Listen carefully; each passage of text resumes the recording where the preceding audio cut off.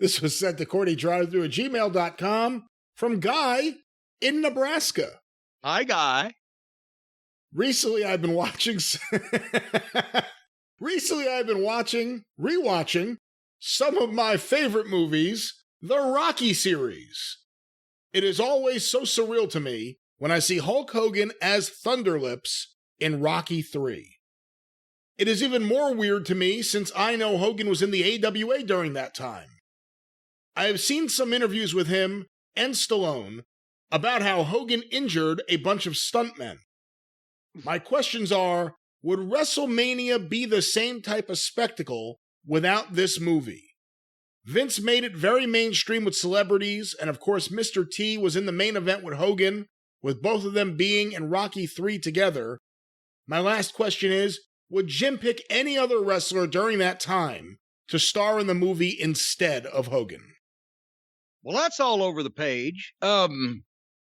So what the gist of the question was, first of all, were we freaked out to see Hulk Hogan and Rocky, but did that make WrestleMania help me here? What is the point of his question? The last question was, would there be someone who would have been better in the movie than Hogan? The previous question was, would WrestleMania have been the same type of spectacle without the movie Rocky 3? And I guess in a lot of ways, the question really is, would Hogan have become the spectacle without Rocky 3? Well, I mean, obviously it helped him being in that movie. I think he was perfect for it because they wanted somebody that was much bigger than Sylvester Stallone. That's the way the part was written. And I think Stallone in real life is like, what, 5'8", 5'9"? So, it was a massive size difference. Hogan did a good job. Stallone has always been supportive of wrestlers in the wrestling business. In Paradise Alley, Terry Funk has told a lot of people. Some of the stuntmen were making snide comments about wrestlers and wrestling. And he went and told, hey, these guys do their shit in one take in front of a crowd on all four sides. So y'all shut the fuck up because you can't do what they do. Basically, paraphrasing what he said, he took up for the wrestlers in the business. And it not only Paradise Alley, but he's used, in his various movies, he's used a number of the guys. So I think it certainly helped, but Hogan was already drawing huge crowds in the AWA, as Guy said. And he was already hot, and Vince put a tremendous push behind him to the wrestling fans. I think it was some nice icing, and it was serendipity that he was in that movie because it raised people's awareness of him. But he also was on the Tonight Show before he worked for Vince, wasn't he? Off of the Rocky 3 thing. Yeah, he was on the Tonight Show off the Rocky 3 thing after he worked for Vince, but before he worked for Vince Jr. Well, yeah, that's before the run that everybody is talking about. He had a high profile, but it was because of his wrestling, not because of the WWF. And the movie came because Stallone wanted a wrestler and he fit the part. So yeah, it helped, but that whole push for WrestleMania, maybe the biggest thing might have been that, he knew how to get a hold of Mr. T. They were both in the movie together. Maybe he knew the management or whatever. Maybe is that, what got the germ of the idea, and I think I used the right phrase, the germ of the idea there for Mr. T to be in WrestleMania. Maybe that, that might have been the biggest thing. I don't know that it really boosted WrestleMania over and above what it would have been to begin with, just because he was in that movie. It was all happening at the same time. What do you think, Brian? I think there was a perfect storm around Hogan. Yeah. Went to the AWA as a heel, got himself over as a babyface. Rocky 3 comes out. It's a pretty gigantic movie. Launched Mr. T. I mean, Mr. T was a complete unknown entity before that film. Yeah. Made him a major star. Hogan gets a lot of publicity off that, not to the level of Mr. T. At the same time... Yeah, and by the way, that's a good point. Hogan was already a big star in wrestling and drawing crowds of 20,000 people in Minneapolis. Nobody knew who the fuck Mr. T was. Mr. T came out of the movie as a bigger star than Hogan did. In Hollywood. Yeah. He got the A-Team off that movie. Yeah. At the same time, Hogan's exploding in Japan. He's a major star in Japan. He's got merchandise all over the place.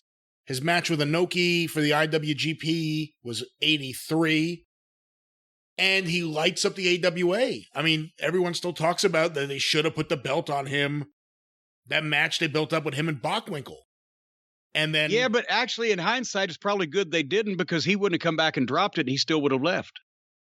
I bet you. Right, unless they got it off him, within that year that he was still there. Greg Gagne claims, and I always find this interesting, that the plan was, he claims it now, I don't know if he claimed it then. The plan was that Hogan was going to defeat Bockwinkel in early 84, and that was going to lead to Hogan versus Andre in the AWA because they had been in the Battle Royal together. Did he tell you that when you recorded your interview with him a while back? I don't think so. But because I would have said the same thing I'm about to say to you, but you wouldn't have been able to get Andre in 84. Yeah. Well, they didn't know that yet. Yes, they did. Andre still did dates until early 84. No. Yeah, It was fall of 83, Andre, because I saw the last time he was through Tennessee was summertime at latest of 83. And it wasn't long after that. He wasn't allowed to do any shots in territories. He could still go overseas. No, he did. He worked Texas early 84. And then also he worked Florida. What part of Dallas. Texas? He worked Dallas. Well, Vince wanted those Von Erich boys. He did, but then he worked Florida after that. There was Eddie Graham was still alive, wasn't he? And there was the last person who wasn't a WWE exclusive wrestler, other than Japan, who worked Madison Square Garden was J.J. Dillon, because he always wanted to work there, and Eddie Graham called in a favor. And this was what? This was April, May of 84, after the war had already started. And that's why he got booked there. So, there was a relationship, obviously, with Eddie and Vince Sr. I'll go further. If Eddie Graham had still been alive after January of 1985, at some point, he and Vince McMahon would have been doing business. Vince would have wanted to do business with Eddie Graham because of who he was, because of who he was to his father, because of who he was to Dr. Jerry Graham, whatever. And there was always a back channel between the Florida office and the Vince Sr. office, even to the level that people didn't realize, even to if you go back and look at the old clipping sheets, I've always just found this interesting. They would use the same ad layouts for some of the Florida towns as for some of the WWF towns up in the Northeast. Florida wrestling was on TV in New York. New York wrestling was sometimes on TV in Florida. All the people involved in the WWF office had homes in Florida. They socialized together with Eddie Graham in the old days. Vince Jr. at some point, and Eddie Graham, had he lived, especially because he was in financial trouble, which through other things besides wrestling, which led to his suicide, they would have done business. Vince had a lot of respect, I'm pretty sure, for him just for what he had done with his father. Remember all the times in Madison Square Garden in the 70s, Eddie Graham, Mike Graham, Florida talent would appear on the Garden shows, even if they weren't in the territory. They would make specific shots from Florida. I'm just saying that I believe that had Eddie Graham lived, he would have been one of the guys that would have been doing business with Vince, and Vince would have wanted to do business with him, and they would have had something worked out. Well, Florida TV aired in the New York area on Spanish International with Vince Sr.'s blessing. Florida and L.A., and of course there was a big connection between the LaBelles and Vince McMahon as well. And plus everybody, Eddie Graham was the best finish man in wrestling. And if nothing else, can you imagine what you could have done creatively for a wrestling promotion if you'd have had Pat Patterson and Eddie Graham working together? Holy If fuck. Eddie Graham controlled his alcohol intake, he would have been the perfect guy to have there. But the question would have been, at that point in his life, could he curb the drinking? Well, for that much money, wasn't he drinking because things were going south? I mean, he always drank, but it got bad there at the end because his territory was not doing great, but he'd had the problems with the real estate, the land deal, whatever the heck that he'd lost a lot of money on and was having issues. For Eddie Graham, from the time that he was a main event star and selling out Madison Square Garden as one of the Graham brothers, was noted as one of the great bookers that taught almost everybody, one of the great finish men, was a icon in the state of Florida, but was powerful in the NWA. Vince took Barnett, Jim Barnett, Eddie Graham, Sam Muchnick, and who else would have been the most powerful guys in the NWA for a 15-year period around about that time. And Barnett owned a piece of Florida, so there was a relationship there, too. Yeah, so they would have been working together. And as I said, creatively, with Eddie Graham and Pat Patterson together, they may have been able to talk Vince into taking the business a little bit more seriously, because the shit that they would have done together was so good, or would have been so good. It is interesting. I mean, Vince made an offer to buy just about everyone. You know, he tried to do a deal with Fritz. It didn't work. But he bought Stu. He got in with Toronto. He originally bought LA and then decided he wasn't going to pay for any of it. Georgia, we know what happened.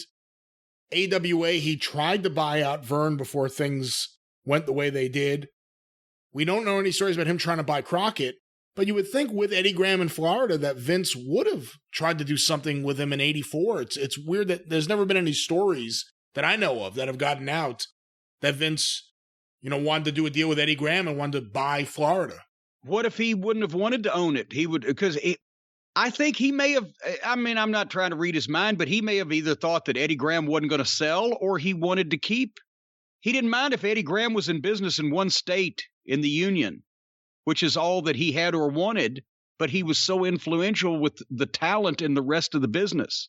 Everybody had either been employed by, mentored by, trained by, worked with Eddie Graham, every big star. So would he have eventually, instead of trying to buy the thing and let Eddie retire, would he have been saying to himself, hey, I'll just leave Eddie alone. I may run Florida because I want to, but I'll leave him alone, let him do his thing. And then later on, maybe that's somebody I can use as a resource.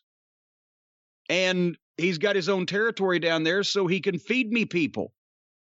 It could have, would have been an early version of develop. Can you imagine if Eddie Graham was in charge of developing talent? Holy fuck. If he wasn't drinking, I think it would be all right. Well, yeah. And also, and Vince didn't try to buy or run out of business Jerry Jarrett and the Memphis territory, because that's the reason why that he brought Jerry Jarrett to Stamford when they all thought that Vince was going to go to jail over the steroid trial. The only person who won't admit this now, everybody has known this at the time. They knew it at the time. They said it at the time. They've known it since then. Bruce Pritchard won't admit it because he didn't like Jerry Jarrett because Jerry talked to him like a stooge.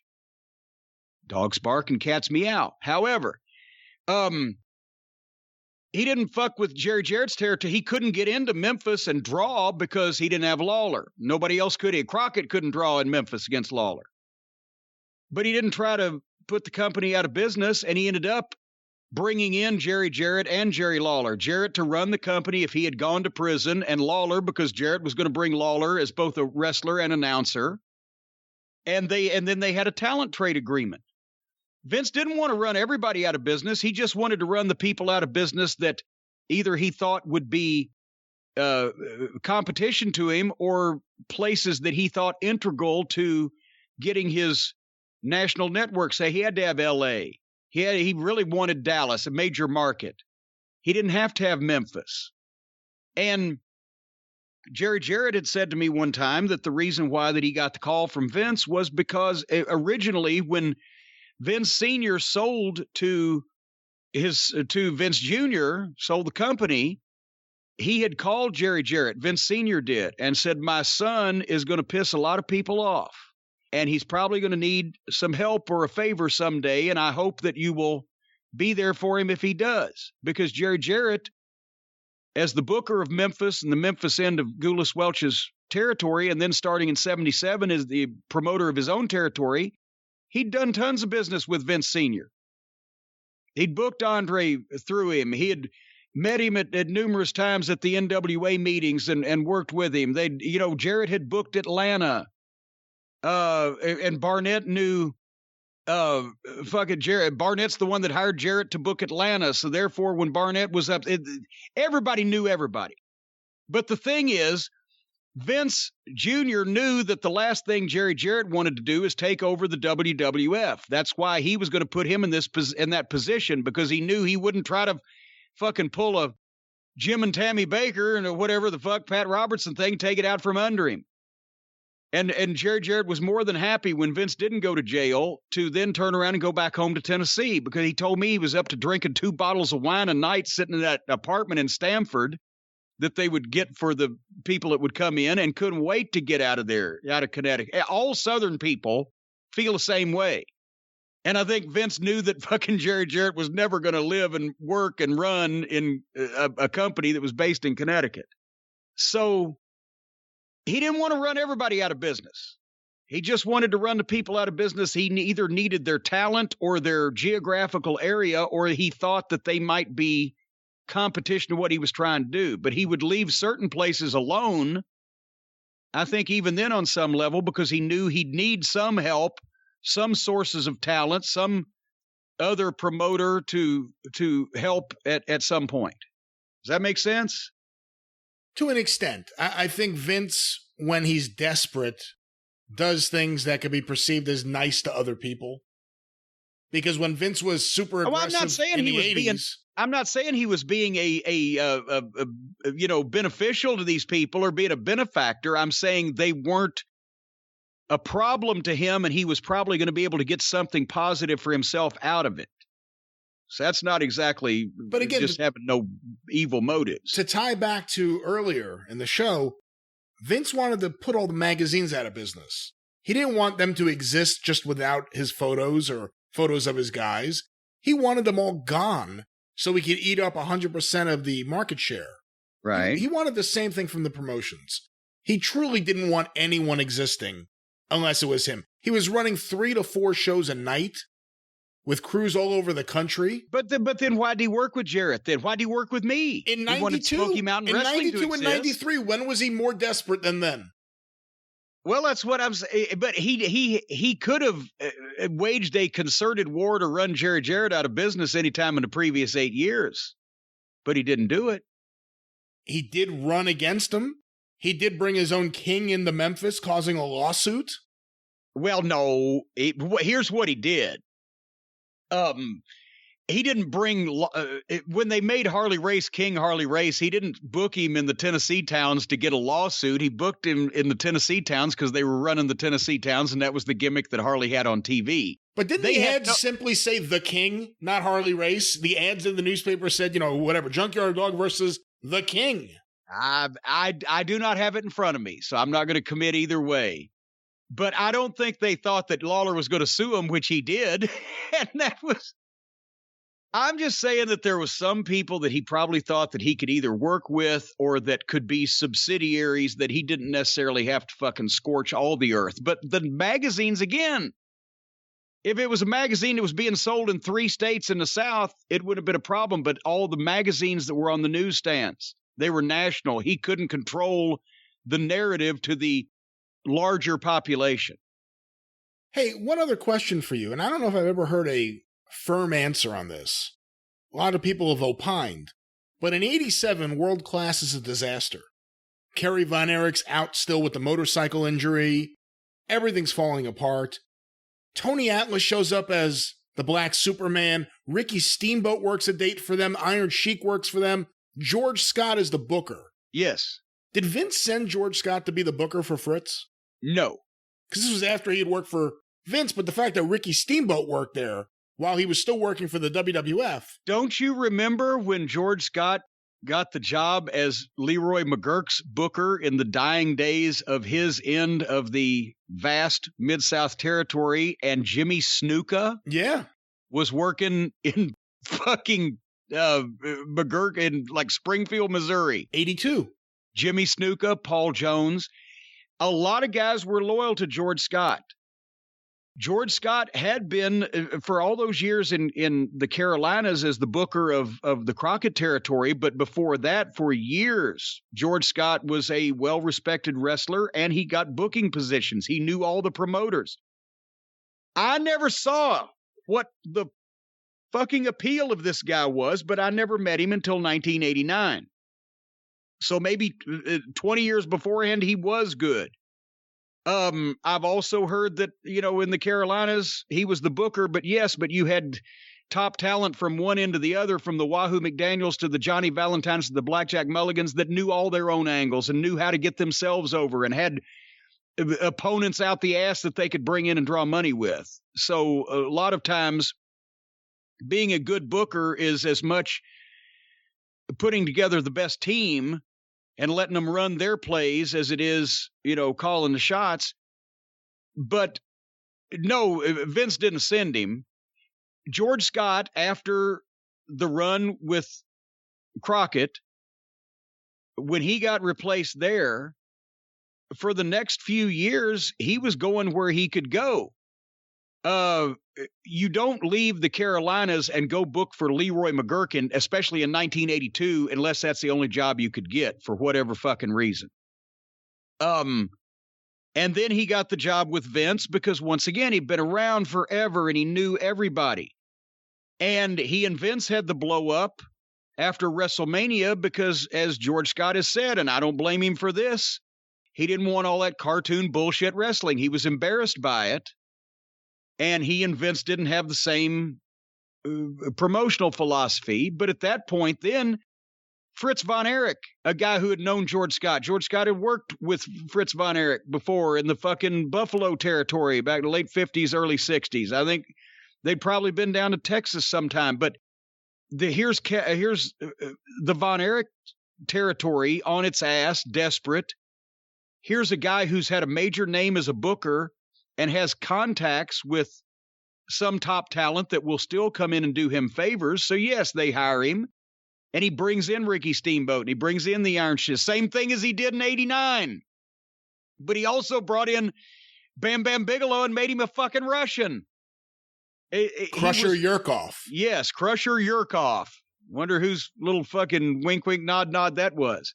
So when you want to talk about behind the times bookers, George Scott is an example of that, in that he was not still using the same promotional philosophies in 1987, 88, 89 as he was in 1974. He was using the actual same talent. He's the one that brought the Iron Sheik back and signed him to WCW for $100,000. They used him for 2 months on TV and sent him home because he was the shits. And then they forgot about him, so his contract rolled over, and they fucking had to pay him for $100,000 for another year. So they brought him back to TV to do jobs, thinking they'd run him off. And he said, "Fuck it, I'll do all the jobs for $100,000 you want." And his jobs were so rotten, they sent him back home, paid him the extra $100,000. That was all George Scott fallout. He's the one that brought Blackjack Mulligan back for a week because he felt, well, nobody's going to fuck with Jack Mulligan. These wrestlers are going to do what he says. And Blackjack showed up and was like, "This is a fucking zoo," and turned around and left after a week. So yes, all those guys came in because it was George Scott. He had a reputation and he had made relationships, but he had fallen apart. And the last several runs of his career were in dying territories because that was the only place he could get on. My point with the Vince question was Steamboat was still under contract to Vince. It wasn't like he was an independent guy doing a favor for George Scott, which is what he did a couple of years later after he left the NWA, South Atlantic Pro Wrestling, which became the NAWA, right? Maybe it's the other way around. It was the NAWA and it became South Atlantic Pro Wrestling. Yeah, it was the NAWA when George Scott was with them, and then they lost a money guy and changed over and changed talent and became South Atlantic. That's right. But Steamboat worked there during George Scott's run, but he wasn't under contract to anybody. Yeah, but, well, same thing. If it had been a mass invasion of a bunch of WWF talent, there'd be one thing. But George Scott was Vince's booker within the year beforehand, probably called up Pat Patterson, one of the bookers to one of the bookers, one of the boys to one of the boys, Steamboat wants to do it. He's my friend. Can you let him off for a date? I'm having trouble down here. It was a charity booking. Well, before we wrap things up, to circle back to the question, other than Hulk Hogan, who do you think would have been a good pick to play the wrestler Thunderlips in Rocky III? Oh, God. I mean, the way that the part was written, a big, blonde, flamboyant giant, there was, if you were going to go with the way that the part was written, Hogan would have been the guy. But if you'd have gone for a beast, a beast wouldn't be named Thunderlips, but if you'd have gone for a beast of some kind, any of the big fucking guys, Terry Funk was already in the business. I bet he would have had a heck of a fucking little match with Sylvester Stallone. As the part was written and visually, it had to be pretty much Hogan. Can you think of anybody else that looked like that at that time? If you wanted a giant blonde guy, Big John Studd would have been an option. But see, then he didn't have the body that Hogan had. He definitely didn't look like a guy named Thunderlips, and he probably, honestly, would have been harder for Stallone to work with. It's interesting they didn't go with Terry because of the relationship with Stallone. I think he's one of the people that recommended Hogan. Yeah, but see, there's the thing again. Terry Funk, you wouldn't call him Thunderlips, and he's not a giant. Then the part would have had to been written that Sylvester Stallone fights this crazy, wild, psychotic wrestler. Who came up with Thunderlips? Pig. That's the thing. Whoever wrote the script, that's what I'm saying. We need a wrestler. What's his name? Thunderlips. That's what I'm saying. Wrestling has become like Hollywood in that they don't find a talent and write a part for him. They write a part and then find the talent. And that's fine for Hollywood, but not for wrestling.